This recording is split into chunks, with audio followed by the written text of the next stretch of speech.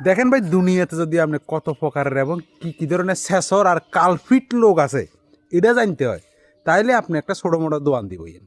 ঠিক আছে, এক এক দোয়ানদারের জিগান যে দুনিয়াতে বা সেই এরিয়াতে কালফিট লোডগুলার নাম কিতা, সেই দোয়ানের বাকি খাতা দেখলে বোঝা যাবে।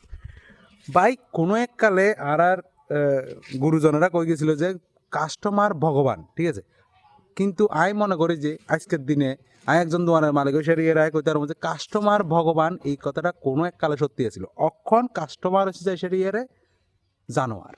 ঠিক আছে, এখন কাস্টমার এসে যায় সেটা শয়তান, এখন কাস্টমার এসে যায় সেটা রাক্ষস।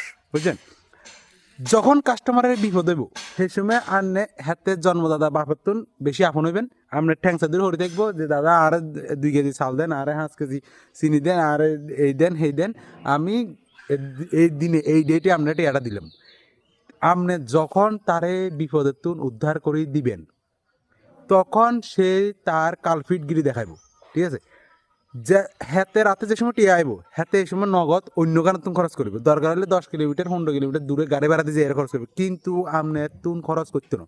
যেই বাকি টাইম আইব বা যেই নগদ নিবার সময় হইব সেই সময় সে কালফিট আইসার ইয়ার আপনার কাছে অত্তর হইব। এইলে কই যে কাস্টমার ভগবান এই কথাটা ভুল। এখনের দিনে কাস্টমার হচ্ছে এখন যায় সে শয়তান। আর এই কথাগুলো সমস্ত কাস্টমারের জন্য না, কিছু পার্সেন্ট কাস্টমারের জন্য। 100 জনের ভিতরে 30 জন 40 জন কাস্টমার ভালো পাইবেন, আর যে 60% বা 70% কাস্টমার আছে এগুনের মতো জানোয়ার, এগুনের মতন কালফিট, এগুনের মতো অসভ্য লোক দুনিয়ার থেকেও নেই।